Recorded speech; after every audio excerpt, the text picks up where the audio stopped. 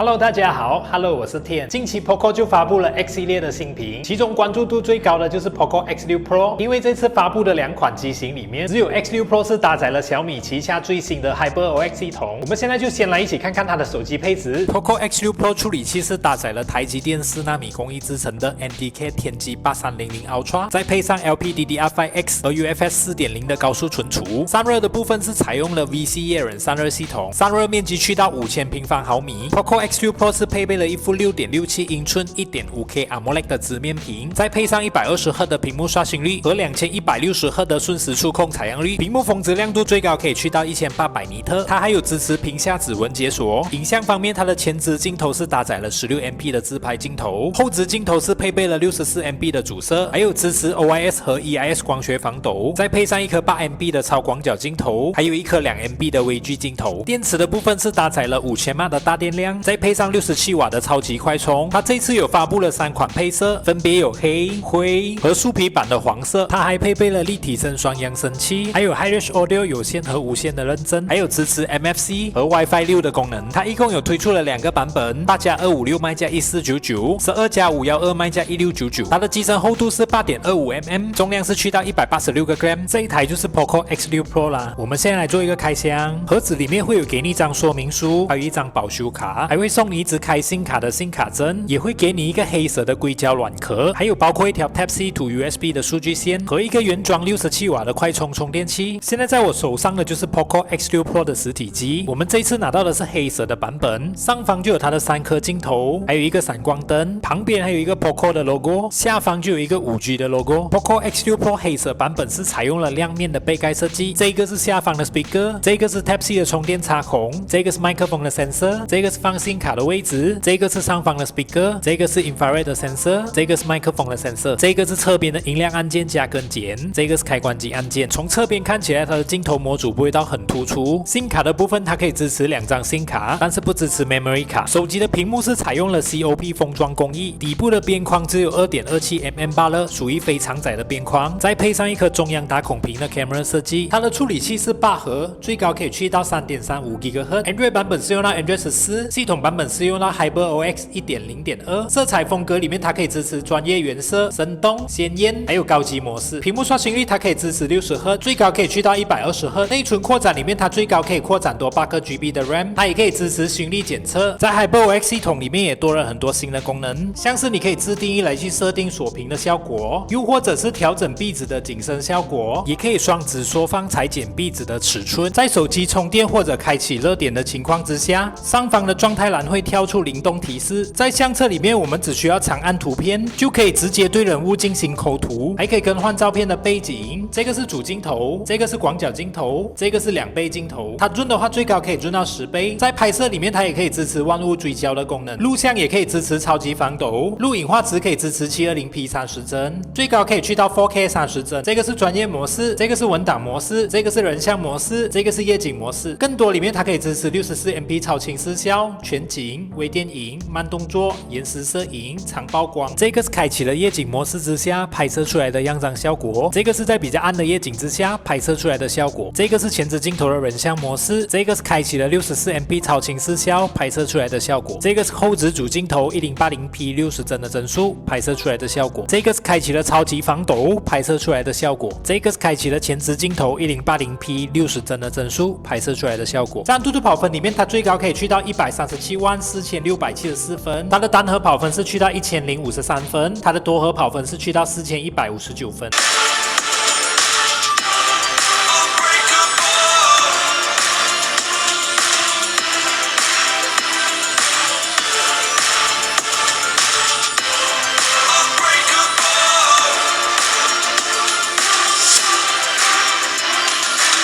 在王者荣耀里面，它的帧率最高可以去到高，分辨率最高可以去到超高。因为是国际版，所以它的游戏帧率只可以去到60帧。打了3场排位，平均温度保持在37到39度左右。在 PUBG 里面，我们打开画面设置，流畅最高可以去到90帧，均衡最高可以去到极限，高清最高也是可以去到极限 ，HDR 高清最高同样也是可以去到极限。超高清在外面大厅设置。这一次 Poco X6 Pro 是采用了 MTK 天玑8300 Ultra 的处理器，这是一款基于台台积电4纳米工艺制成的旗舰级处理器，它使用了1+3+4的8核心配置，安兔兔跑分去到137万分，性能可以和骁龙8 Plus Gen 1的手机相抗衡，还内置了 LPDDR5X 和 UFS 4.0的高速存储。在中端手机来说，这个性能配置可以算是天花板的级别。Poco X6 Pro 另外一个卖点就是64MP 主摄镜头，加入了同价位少见的 OIS 和 EIS 光学防抖，有了光学防抖的加持，抓拍能力和夜拍能力都有获得了很好的提升，色彩还原也还是比较准确的，而且真实度很高。Poco X6 Pro 也配备了一副6.67英寸 Crystal Rest AMOLED 的直面屏，解析度达到了 1.5K 的水平，支援687亿色彩显示 ，JNCD 色差为0.3亿，屏幕色彩更加细腻柔和。Poco X6 Pro 也是国际版首款配备了 HyperOX 的手机，里面很多应用程式都经过了重新设计，整个系统更简洁，以便于单手使用。系统底层也进行了多项优化，提升了应用启动速度，号称从手机和智能家电升级去到了人、车、家全生态。最后我们总结，对于想要省钱的游戏玩家 ，Poco X6 Pro 是一台非常不错的选择，提供了强劲的性能，还具有不错的屏幕显示，重点是12+512GB，只卖马币1699，所以如果你的预算在1700里面，都非常推荐你可以考虑这一台。也欢迎大家留言在评论区，看看你对这一台 Poco X6 Pro 有什么看法。